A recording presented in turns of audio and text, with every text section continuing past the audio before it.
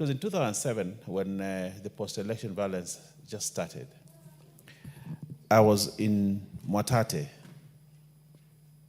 Honorable Speaker, and my family, my wife, and my 2 children, and one of them was just half a year old. Honorable Speaker, when now people started saying, "Kila mtu aende kwao," and I had to travel all the way from Mwatate to Voi to Kilifi.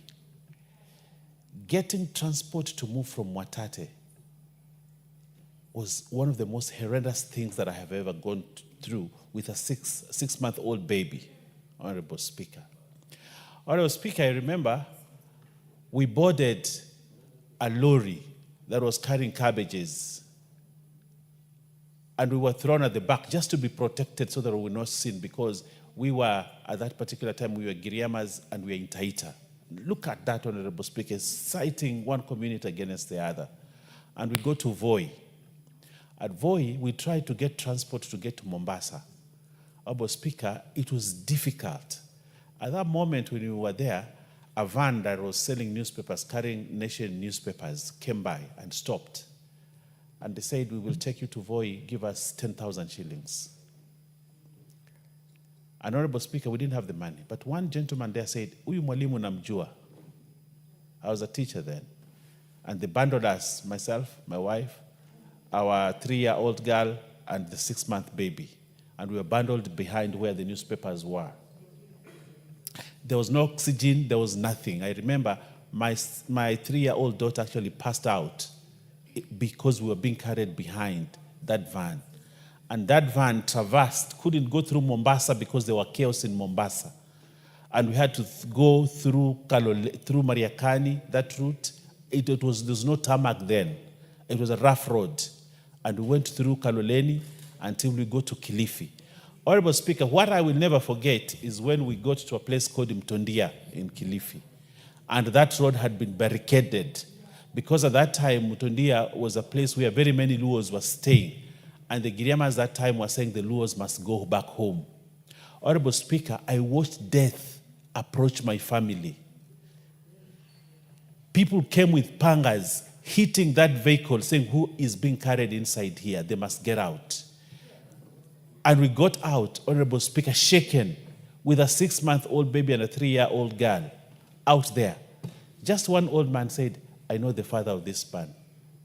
And that is how we were saved from death, Honorable Speaker.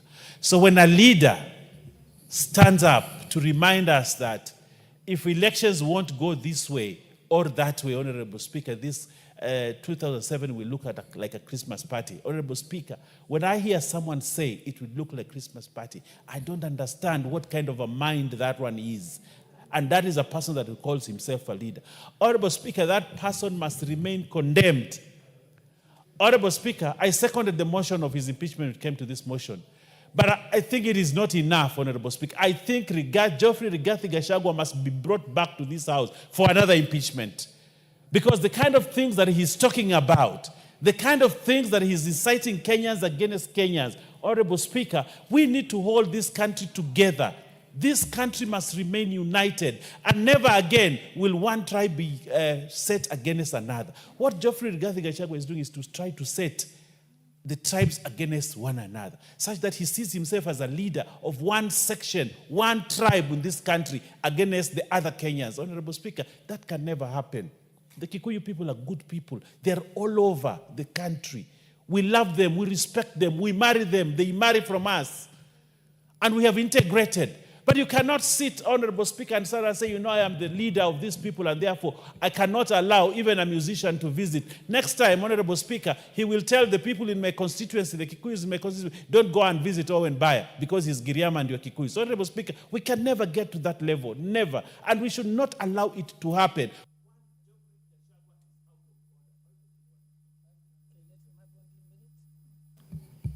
Honorable Speaker, one Geoffrey Rigathi Gachagua